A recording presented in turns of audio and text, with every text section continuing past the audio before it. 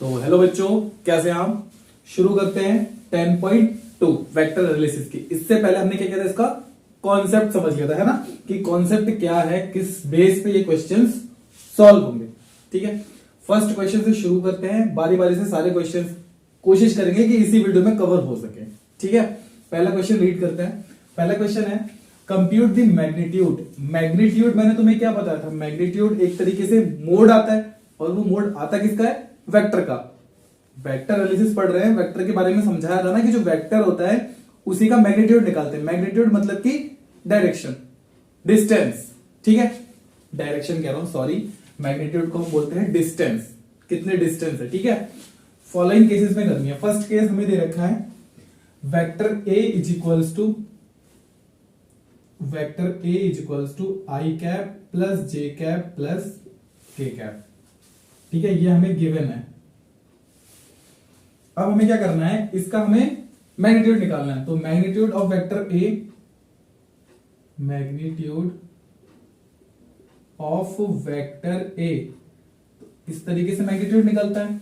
और वहां पर फॉर्मूला क्या बनता है हमारा, x1 का ऐसे कर लेते हैं, x1 का स्क्वायर प्लस y1 का स्क्वायर प्लस z1 का स्क्वायर। तो इस तरीके से हम क्या करते हैं, मैग्नीट्यूड निकालते हैं, है ना। ये फॉर्मूला मैंने तुम्हें बताया है 10.2 के कॉन्सेप्ट में। नहीं देखा है किसी ने जाके तो पिछली वीडियो में जाके देख लेना। ठीक है, उसके बाद यहां से जब इसको सॉल्व करेंगे तो यहां से अगर हम इसको कंपेयर करेंगे तो यहां से क्या होगा, देखो जो इसके कोफिशिएंट होते हैं, आई कैप का कोफिशिएंट क्या है 1, जे कैप का कोफिशिएंट क्या है 1, और के कैप का भी कोफिशिएंट क्या है 1 ही है। तो यहां से क्या हो जाएगा, x1 का स्क्वायर मतलब कि 1 का स्क्वायर प्लस 1 का स्क्वायर और प्लस 1 का स्क्वायर। तो यहां से क्या आ जाएगा, यहां से आ जाएगा 1 प्लस 1 प्लस 1। तो ये क्या हो जाएगा, √3। स्क्वायर मीटर ले लो। ठीक है, स्क्वायर मीटर ले लो तो स्क्वायर मीटर ले लो।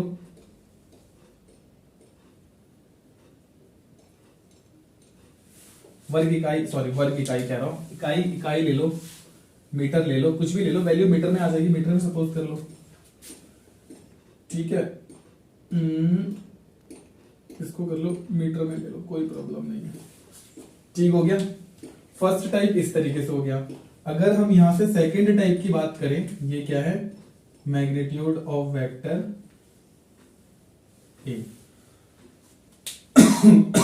तो इस तरीके से हमने क्या कर दिया, इसका मैग्नीट्यूड निकाल दिया। बहुत इजी है। सेकंड और थर्ड भी सेम ऐसे ही होंगे, सेकंड और थर्ड भी सेम ऐसे होंगे। मैं पहले इसको रफ कर देता हूं, फिर दोबारा से हम करते हैं वही चीज को। कोई डिफरेंट नहीं है कुछ भी इसमें, सेम सारी की सारी वही चीजें रहेंगी। ठीक है, जो चीज रफ करने वाली है वो चीज मैं रफ कर देता हूं, बाकी तो फिर हम आगे कर ही लेंगे, है ना।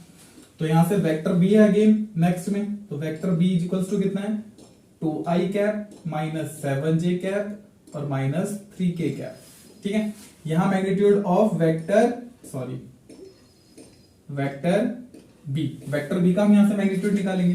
तो वेक्टर बी का मैग्नीट्यूड यहां से क्या आएगा, वेक्टर बी का मैग्नीट्यूड यहां से हो जाएगा सेम वही चीज, आई का कोफिशिएंट कितना है 2, तो 2 का स्क्वायर, फिर प्लस आएगा y1।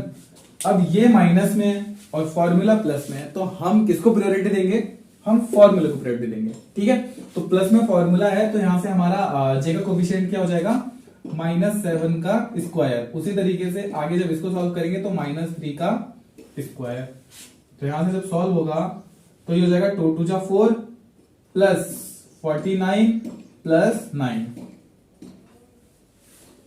भाई इतने छोटे तो हो नहीं कि भाई ये भी बताने की जरूरत है कि 3 का स्क्वायर क्या होगा या 7 का स्क्वायर क्या होगा, ये तो सबको पता ही होता है। ठीक है, तो यहां से क्या हो जाएगा, 49 में 9 ऐड करेंगे कितना हो जाएगा 58, और 58 और 4 62। ठीक है, तो यहां से इसकी वैल्यू क्या आ गई, 62 आ गई। कोई प्रॉब्लम नहीं है, पक्का कोई प्रॉब्लम नहीं है।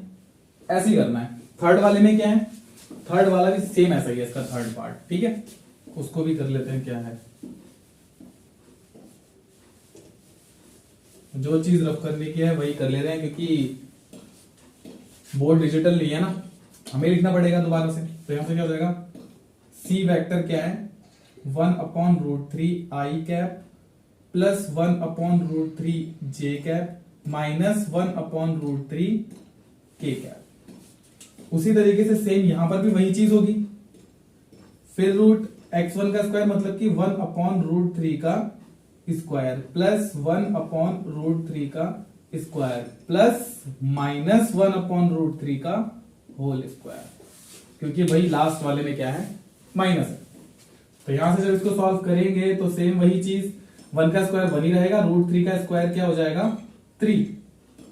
ठीक है, अरे यार 1/3 प्लस 1/3 प्लस 1/3 -1 का स्क्वायर तो प्लस का 1 ही आएगा। ठीक है, तो यहां से क्या हो जाएगा, ये हो गया 3, तो ये हो जाएगा 1 + 1 + 1, तो यहां से क्या आ गया, यहां लिख लेते हैं, तो क्या हो जाएगा 3/3, तो ये कैंसिल, वापस कितना आ गया 1।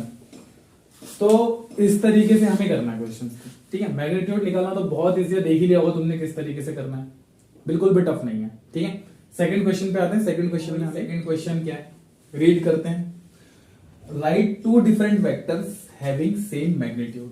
देखो क्वेश्चन को करने से पहले ना, क्वेश्चन को एक बार समझ लेंगे ना तो बहुत बढ़िया रहता है। क्या है ना कि समझ के अगर क्वेश्चन को करो तो हम कितने भी टाइप के क्वेश्चंस कर सकते हैं, ये तो हमको पता है ना।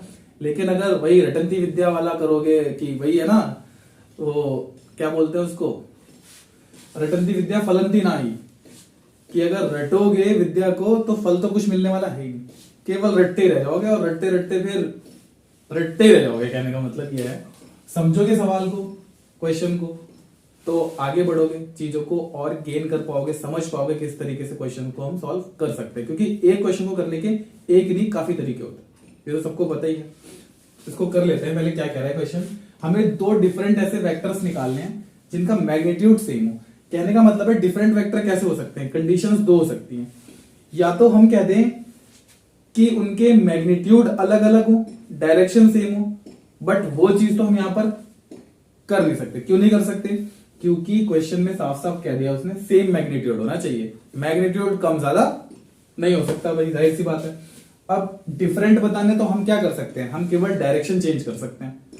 इसके अलावा और कोई ऑप्शन बचा हमारे पास, नहीं बचा। क्यों नहीं बचा, क्योंकि यहां पर क्वेश्चन में उसने सेम मैग्नीट्यूड कह दिया। ऐसे वेक्टर्स निकालने हैं डिफरेंट जिनका मैग्नीट्यूड क्या हो, सेम हो। ठीक है, तो हम यहां से क्या कहेंगे, हम सपोज कर लेते हैं भी, सपोज हमने किया और एक हमने वेक्टर ए सपोज कर लिया i + 2j + 3k क्या, ये हमने सपोज कर लिया। अब हमें ऐसा ही एक और लेना पड़ेगा, कोई बात नहीं। हम एक वेक्टर बी, देखो कुल मिला के इसका जो मैग्नीट्यूड आएगा हमें साफ साफ दिख रहा है, 3 3 जा 9, 2 2 जा 4 और 1 का 1, तो 9 और 4 13 और 14, √14 आ जाएगा, हमें साफ साफ दिख रहा है। बट हमें क्या करना है, इसकी डिफरेंट वेक्टर्स चाहिए। तो बी वेक्टर हम एक ले लेते हैं, जिसको हम कर लेते हैं 3i कैप + 2j कैप और +k कैप। प्लस में तो ले नहीं सकते क्योंकि भाई सबकी डायरेक्शन सेम हो जाएगी, तो हम क्या करते हैं, एक को माइनस कर लेते हैं। कोई दिक्कत नहीं है, अगर तुम्हें दोनों को माइनस करने का मन कर रहा है तो दोनों को कर लो, तीनों को माइनस करने का मन कर रहा है तो तीनों कर लो, लेकिन मैग्नीट्यूड क्या आना चाहिए, सेम आना चाहिए। ये क्वेश्चन उतना इंपॉर्टेंट है नहीं, लेकिन हमें पता होना चाहिए किस तरीके से करना है इसको। अब अगर मैं इसका निकालूंगा मैग्नीट्यूड, ठीक है, अगर हम निकालेंगे वेक्टर ए का मैग्नीट्यूड, तो वेक्टर ए का मैग्नीट्यूड क्या आएगा, 1 का स्क्वायर प्लस 2 का स्क्वायर प्लस 3 का स्क्वायर, और यहां से क्या आ जाएगा, ये 1 + 4 + 9, तो ये आ गया √14 आ गया। इसकी जब हम बात करेंगे मैग्नीट्यूड ऑफ वेक्टर बी की, तो यहां से क्या होगा, 3 का स्क्वायर प्लस -2 का स्क्वायर प्लस 1 का स्क्वायर, तो यहां से क्या हो गया, 3 3 जा 9 + 4 + 1, ये भी √14 आ गया। इसका मतलब क्या है, vector A and vector be having same magnitude but having a different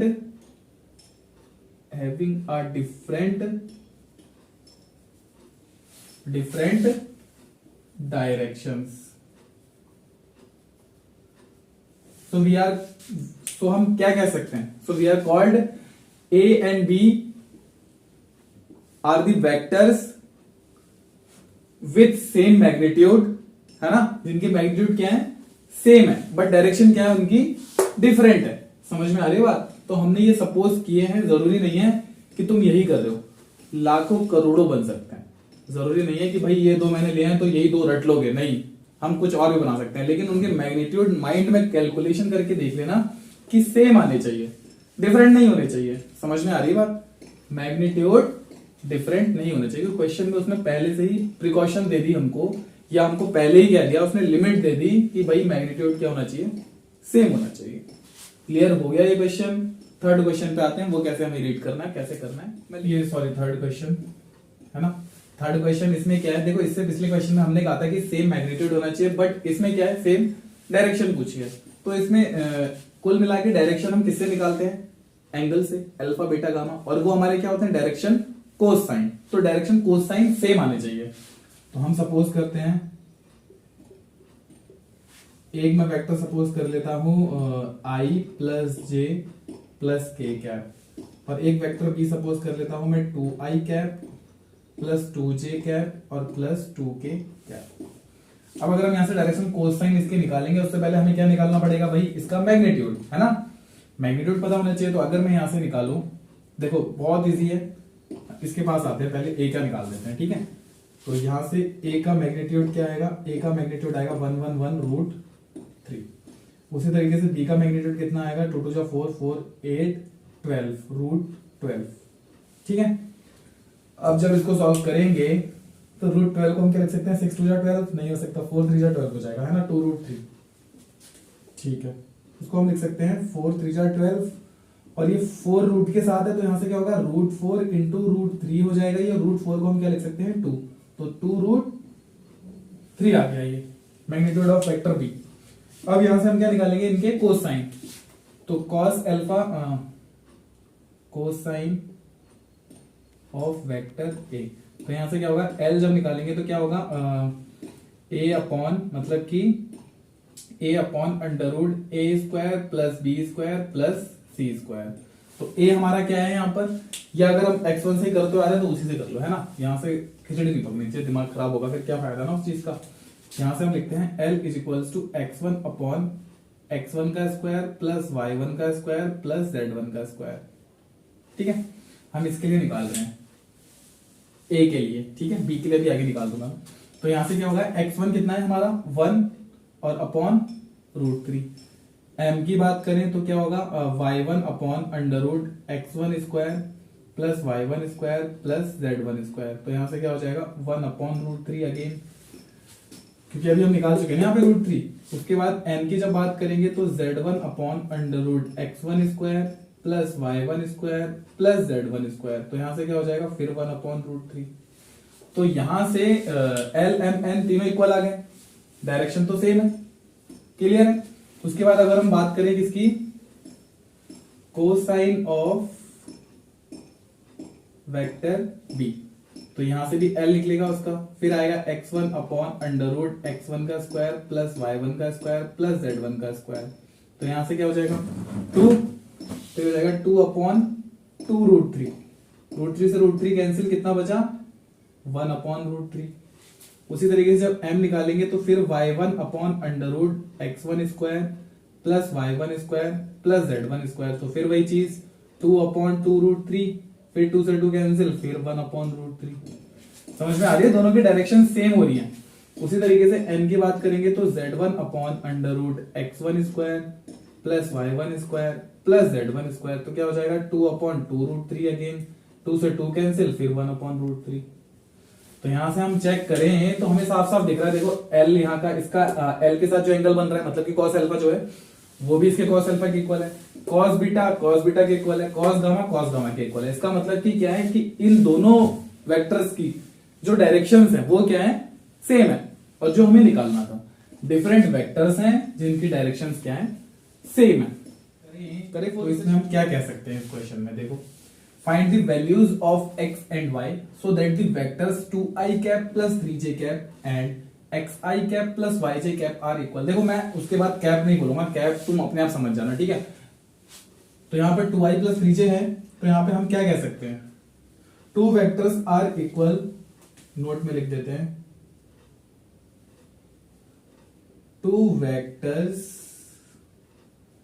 are equal if their corresponding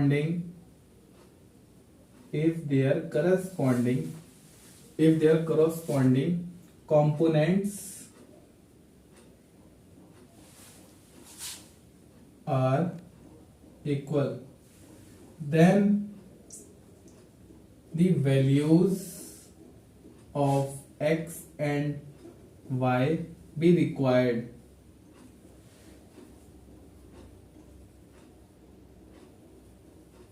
तो यहां पर क्या हो जाएगा, अगर हम इसको इक्वल रखें यहां से, तो 2i cap plus 3j cap is equals to xi cap plus yj cap. अगर हम इसके कंपोनेंट्स को इक्वल रखें यहां से, तो क्या आ जाएगा, x is equals to 2 and y is equals to 3। बिल्कुल मजाक के क्वेश्चन हैं, ये क्वेश्चन करने वाले लग रहे हैं आप लोगों को, कुछ है इन क्वेश्चन में। सिर्फ हमें इसमें क्या करना पड़ा, हमें बस ये लिखना पड़ा कि two vectors are equal if their corresponding components are equal. अगर उसके कंपोनेंट्स इक्वल हैं तो वो वेक्टर इक्वल होंगे, तो हमने यहां से कंपोनेंट्स इक्वल दिखा दिए, कोई प्रॉब्लम नहीं है। फिफ्थ क्वेश्चन क्या है, रीड करें। Find the scalar and the vector component of the vector with initial point 2,1 and terminal point -5,7। देखो भाई, मैंने पहले ही बताया था कि जो इनिशियल पॉइंट होता है वो कौन सा पॉइंट होता है और जो टर्मिनल पॉइंट होता है वो क्या होता है। इनिशियल पॉइंट और स्टार्टिंग पॉइंट एक तरीके से एक ही चीज है, समझ में आ रही बात। जिंदगी है, जिंदगी का जो स्टार्टिंग पॉइंट होता है, जहां पे हम कुछ भी नहीं कर रहे होते हैं, क्या होते हैं उस टाइम पे, क्या कह सकते हो, कुछ नहीं करते उस टाइम पे, निठल्ले होते हैं, कुछ करने नहीं होता है, तो वो हमारा इनिशियल पॉइंट होता है। टर्मिनल वो पॉइंट होता है जब हम सारा काम कर के एकदम आराम से लाइफ सेट करने के बाद आराम से जब बूढ़े हो जाते हैं, मस्त करके आराम से एक चेयर पे बैठे हुए होते हैं, वो क्या होता है हमारा लगभग क्या होता है, टर्मिनल पॉइंट होता है ना। तो उस तरीके से अगर हम समझे यहाँ पे, तो इनिशियल पॉइंट यहां पर हमारा ये है और टर्मिनल पॉइंट ये है। इसके पॉइंट्स दे रखे हैं हमें 2,1 और इसके पॉइंट्स दे रखे हैं -5,7। कोई प्रॉब्लम नहीं है। अब अगर हम क्लास 10th में वापस जाएं, कहां जाए, क्लास 10th में वापस जाएं, वो मूवी देखिए ना, कौन सी मूवी है वो, राउडी राठौर, उस मूवी में ऐसे करके करता है ना, ऐसे करके, वैसे तुमने जाना है। कैसे जाना है, ऐसे करके। तो हम क्या करेंगे, रिकॉल करेंगे, सीधे हम वापस गए क्लास 10th में। क्लास 10th में जैसे ही पहुंचे तो वहां पर हमने देखा था डिस्टेंस फॉर्मूला होता है, डिस्टेंस फॉर्मूला होता है, वहां पे हमारा रूट आता है, बट हमें यहाँ पर रूट नहीं लगाना है। हमें क्या करना है, हम इसका नेमिंग कर लेते हैं, ठीक है। एक ये P है पॉइंट और ये क्या हो जाएगा Q। तो हमें क्या करना है, PQ वेक्टर निकालना है। तो PQ वेक्टर के लिए हम यहां से पहले कर लेंगे x2 - x1 i cap plus y2 - y1 j cap. अब बात आ गई k की, भैया k तो है ही नहीं, कोई बात नहीं, k नहीं है तो हटा दो, है नहीं।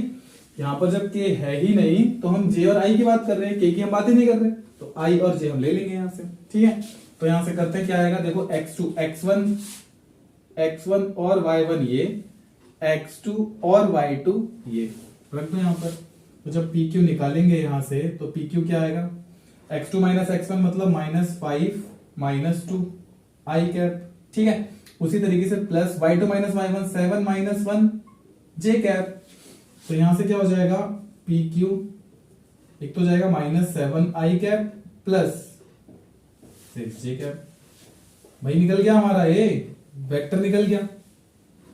ऐसा ही तो वेक्टर निकालना था। अब हमें इसके स्केलर बताने और वेक्टर बताने। स्केलर क्वांटिटी क्या होती है, जिसमें डायरेक्शन क्या होती है, नहीं होती है, जिसमें डायरेक्शन नहीं होती है। तो स्केलर में क्या आता है, मैग्नीट्यूड आता है। मैग्नीट्यूड मतलब कि डिस्टेंस, कुछ नंबर्स 10, 11, 12, 13 करोड़, लाख, कुछ भी हो सकता है।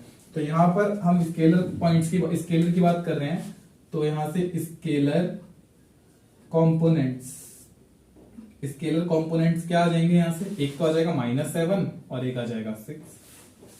कोई प्रॉब्लम हुई हमें, नहीं हुई। अब हम बात कर रहे हैं वेक्टर कंपोनेंट्स की। तो वेक्टर कंपोनेंट्स क्या हो जाएंगे, जिसमें क्या होती है, डायरेक्शंस होती हैं। तो एक हो जाएगा -7i और एक हो जाएगा 6j कैप, है ना। कैप नहीं भूलना है, कैप लगानी है भैया, कैप के बिना काम नहीं चलेगा, है ना। कैप लगाना है हमें यहाँ पे। तो ये हमारा क्या हो जाएगा, फिफ्थ क्वेश्चन भी सॉल्व हो गया, ठीक है। सिक्स्थ क्वेश्चन बात, अब ये क्या बवाल आ गया भैया है, अभी तक तो हम 2 वेक्टर कर रहे थे, अब यहाँ पर 3 वेक्टर आ गया। पूछ क्या रहा है पहले पढ़ लेते हैं। घबराना नहीं है भैया, घबराना कतई नहीं है। हमें क्या करना है, इसको बस सॉल्व करना है आसानी से। फाइंड दिस सम, सम मतलब जोड़ना, सम मतलब जोड़ना। Find this sum of the vector, हमें इन तीनों वेक्टर्स को क्या करना है, ऐड करना है। समझ में आ रही है बात? ऐड कर दो, क्या दिक्कत है। Vector A plus vector B plus vector C कर दो ऐड। एक हो जाएगा ये हमारा i cap minus 2j plus के कैप, फिर हो जाएगा plus minus 2i cap plus 4j cap plus 5k cap, फिर plus i cap minus 6j cap minus 7k cap. कोई दिक्कत थोड़ी है इसमें। जब ऐड करेंगे तो ये i कैप से minus 2j cap plus k cap, bracket हटा दो, minus 2i cap plus 4j cap plus 5k cap plus i cap minus 6j cap minus 7k cap. ठीक हो गया। i कैप अगर कॉमन ले लो तो ले लो, यहाँ पर क्या बचेगा 1, इसमें इसकी जब बात करेंगे तो -2, फिर आगे फिर +1। i कैप का काम खत्म, फिर प्लस j कैप ले लो, -2 और कहाँ है j, +4 और कहाँ है j, -6। फिर प्लस k कैप की बात कर रहे हैं तो k कैप में यहाँ पर इसका कोफिशिएंट क्या है 1, इसका कोफिशिएंट क्या है प्लस का 5 और इसका कोफिशिएंट क्या है माइनस का 7। तो ये तो हो गया बहुत आसानी से। देखो 1 + 1 2, ये हो जाएगा सीधे सीधे 0, क्योंकि ये हो जाएगा 2 - 2 प्लस j कैप, ये हो जाएगा -8 + 4 और ये हो जाएगा हमारा -6 + 5। तो यहां से हमारा i कैप तो ये 0 ही हो गया। इसकी बात करेंगे तो प्लस माइनस का 4j कैप बचेगा यहाँ पर और माइनस का k कैप बचेगा। तो यहां से क्या आ गया हमारा -4j cap minus k cap. ये आया vector a plus vector b plus vector c। कोई दिक्कत नहीं है, बहुत आसानी से ऐड कर दिया हमने। आगे बढ़ते हैं, देख लेते हैं। Find the unit vector. अरे भाई ये तो वही आ गया यूनिट वेक्टर, ये वही है, वही यूनिट वेक्टर। समझ में आ रही बात? जो मैंने बताया था कि a कैप इक्वल्स टू क्या होगा, vector a upon magnitude of vector a। Formula बताया था ना, जिसको पता है बहुत अच्छी बात है, जिसको नहीं पता है कृपया करके पिछली वीडियो में जाएं, वहां पे देखें और फिर इस वीडियो में वापस आ जाए उड़ के। तो यहां से हमारा क्या होगा, a कैप यहां से जब हम निकालेंगे तो ये हो जाएगा vector a upon vector a का मैग्नीट्यूड। तो ये हमारा क्या होता है, ये होता है हमारा यूनिट वेक्टर। कर ले फिर अपना काम शुरू, चलो भाई लग जाओ। यहां से वेक्टर a तो हमको पता ही है, हम इसका मैग्नीट्यूड निकाल देते हैं। तो मैग्नीट्यूड ऑफ वेक्टर a क्या हो जाएगा, x1 square plus y1 square plus z1 square. तो यहां से जब सॉल्व करेंगे तो ये हो जाएगा 1 का स्क्वायर प्लस 1 का स्क्वायर प्लस 2 का स्क्वायर। तो ये हो गया 1 + 1 + 4 मतलब कि √6। मैग्नीट्यूड भी निकल गया। यूनिट वेक्टर निकालना है, कर तो सॉल्व, कोई बात नहीं है। यहां से जब a कैप निकालेंगे तो a कैप क्या होगा, यहां से वेक्टर a हमें दिया है i plus j cap plus 2k cap upon √6। तो ये हो जाएगा 1 upon √6 i cap plus 1 upon √6 j cap plus 2 upon √6 k cap. तो ये हमारा क्या निकल कर आ गया, ये हमारा निकल कर आ गया यूनिट वेक्टर। किसी का भी निकाल पाओगे ना, कोई दिक्कत ही नहीं है। वेक्टर लिखना है, मैग्नीट्यूड निकालना है, सॉल्व करके रख देना है, कोई प्रॉब्लम नहीं है। सेम है थोड़ा पिछले क्वेश्चन जैसा, पिछले से भी पिछले जैसे क्वेश्चन जैसा है। क्या था उसमें, 2 बिंदु मतलब सॉरी आ गई ना हिंदी मीडियम, विद्या मंदिर के साथ क्या आ गई वापस से हिंदी मीडियम। मैं कह रहा था पॉइंट्स की बात कर रहा था, किसकी बात कर रहा था, पॉइंट्स की। तो यहां पर हमें क्या था, इससे पिछले में क्वेश्चन में हमें पॉइंट्स दिए हुए थे। एक हमें वेक्टर दिया था, सॉरी एक हमारा इनिशियल पॉइंट था और एक टर्मिनल पॉइंट था। वही चीज यहां पर है, बस हमें इसमें डायरेक्शन दे दी है PQ की तरफ है, ठीक है। और 3D में आ गया बस पॉइंट्स। तो यहां पर हम सेम निकालेंगे वही चीज, लेकिन इसका इस बार यूनिट वेक्टर भी निकालना है, जो अभी हमने पिछले क्वेश्चन में किया यूनिट वेक्टर। तो उसके पहले हमें PQ निकालना पड़ेगा। PQ वेक्टर है क्या, पता भी तो चले कौन सा हुआ है। अभी निकालते हैं। तो यहां से जब पी क्यू निकालेंगे तो पी क्यू के लिए सेम वही चीज x2 minus x1 i cap plus y2 minus y1 j cap plus z2 minus z1 k cap. ठीक है भाई, तो वही चीज करेंगे यहां से। x2 माइनस x1 मतलब कि 4 माइनस 1 आई कैप 5 माइनस 2 जे कैप 6 माइनस 3 के कैप। तो यहां से क्या हो जाएगा 3 आई कैप प्लस 3 जे कैप प्लस 3 के कैप। और ये हमारा क्या है पी क्यू वैक्टर। अब हमें यूनिट वेक्टर निकालना है, तो unit vector of P Q, unit vector of P Q, तो यहां से कैप आ जाएगी, हम भूल गए कोई बात नहीं, पी क्यू की कैप। तो यहां से क्या हो जाएगा P Q vector upon P Q vector का मैग्नीट्यूड। तो यहां से जब पी क्यू वैक्टर निकालेंगे तो पी क्यू वैक्टर अभी हम निकाल चुके हैं, क्या है पहले इसका मैग्नीट्यूड निकाल देते हैं ना। तो मैग्नीट्यूड ऑफ पी क्यू क्या आएगा भाई 3 का स्क्वायर 3 का स्क्वायर 3 का स्क्वायर। तो यह आ जाएगा 9 प्लस 9 प्लस 9 रूट 27। अब कर लो भाई यहां से। तो यह हमारा क्या है, यह है हमारा 3 आई कैप प्लस 3 जे कैप और प्लस 3 के कैप अपॉन रूट 27। तो यह हो जाएगा 3 अपॉन रूट 27 आई कैप प्लस 3 अपॉन 27 जे कैप प्लस 3 अपॉन रूट 27 के कैप। इसको और इजी करना है तो और हो जाएगा, ये हो जाएगा 9 3 27 9 3 27 9 इंटू 3। एक काम करते हैं यहां दिखा देता हूं मैं। रूट 27 है, इसको हम लिख सकते हैं रूट 9 इंटू 3 और ये हो जाएगा रूट 9 इंटू रूट 3 और रूट 9 को क्या लिख सकते हैं 3 रूट 3। तो ये हो जाएगा 3 अपॉन 3 रूट 3 आई कैप प्लस 3 अपॉन 3 रूट 3 जे कैप प्लस 3 अपॉन 3 रूट 3 के कैप। 3 से 3 कैंसिल, 3 से 3 3 से 3 सब हो गए फ्री। तो ये हो गया 1 अपॉन रूट 3 आई कैप प्लस 1 अपॉन रूट 3 जे कैप प्लस 1 अपॉन रूट 3 के कैप। तो ये हमारा क्या आ गया पी क्यू कैप, मतलब कि यूनिट वेक्टर। इस तरीके से निकालते हैं हम यूनिट वेक्टर। बहुत इजी है ना, मजा आ रहा है ना। वीडियो को स्किप ना करें, देखते रहें, बहुत इजी समझ लेते हैं। दो वेक्टर्स दिए हुए हैं हमें, एक वेक्टर ए है और एक वेक्टर बी है। इन दोनों का हमें क्या करना है ए प्लस बी की डायरेक्शन जो है, इस ए प्लस बी की डायरेक्शन में हमें क्या निकालना है यूनिट वेक्टर निकालना है। थर्ड क्वेश्चन सेम वैसा ही आ गया, कोई बात नहीं। तो यहां से हम सॉल्व करेंगे तो vector A plus vector B जब निकालेंगे यहां से तो क्या हो जाएगा 2 I cap minus J cap plus 2 K cap plus minus I cap plus J cap minus K cap. तो जब इसको आगे लिखेंगे तो 2 I cap minus J cap plus 2 K cap minus I cap plus J cap minus K cap. 2 I में से आई जाएगा तो बचेगा केवल आई कैप। वैसे ही करते जैसे पिछले किया था। आई कैप कॉमन लेंगे तो 2 minus 1 plus J cap common लेंगे तो माइनस 1 प्लस 1 और प्लस के कैप कॉमन लेंगे तो प्लस 2 माइनस 1। तो ये बचेगा केवल आई कैप, ये तो हो जाएगा 0 और ये बचेगा प्लस का के कैप।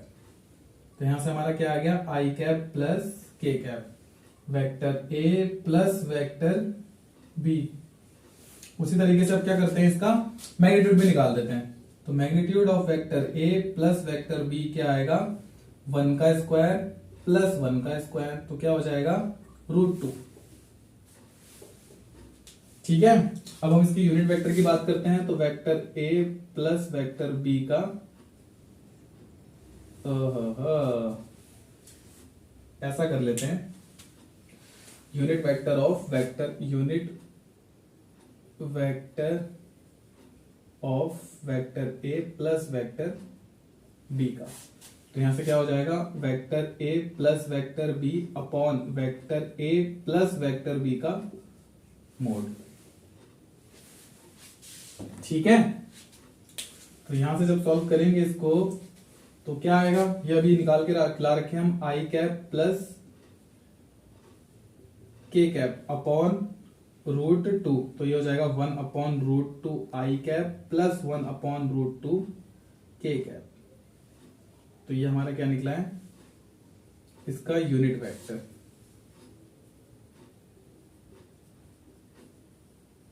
ठीक है भाई, बहुत इजी क्वेश्चंस हैं। एक लास्ट क्वेश्चन और कर रहे हैं इस वीडियो में, बाकी जो क्वेश्चंस बचेंगे वो हम अगली वीडियो में कवर कर लेंगे। 10th वाला क्वेश्चन भी इसी वीडियो में कवर भी हमें क्या करना है, पढ़ लेते हैं एक बार। Find the vector in the direction of vector 5i cap minus j cap plus 2 cap which has magnitude of 8 unit. कहने का मतलब है पहले हमें इसका क्या निकालना पड़ेगा, यूनिट वेक्टर, क्योंकि भाई डायरेक्शन ऑफ वेक्टर की बात कर दी है उसने, तो वहां से यूनिट वेक्टर निकालेंगे और उसका मैग्नीट्यूड कितना होना चाहिए, 8 यूनिट होना चाहिए। ठीक है, तो पहले हम यूनिट वेक्टर निकालते हैं। यहां से हम इसको सपोज ले लेते हैं वेक्टर ए। ठीक है, 5i cap minus j cap plus 2 cap. तो यहां से हमें क्या निकालना है, इसका unit vector, vector A upon vector ए का मैग्नीट्यूड। तो यहां से वेक्टर ए हमारा 5i cap minus j cap plus 2k cap. इसका जब सॉल्व करेंगे तो 5 का स्क्वायर प्लस माइनस 1 का स्क्वायर प्लस 2 का स्क्वायर। तो यहां से हो जाएगा 5i cap minus j cap plus 2k cap. 25 हो जाएगा, 25 प्लस 1 26 और 4 रूट 30।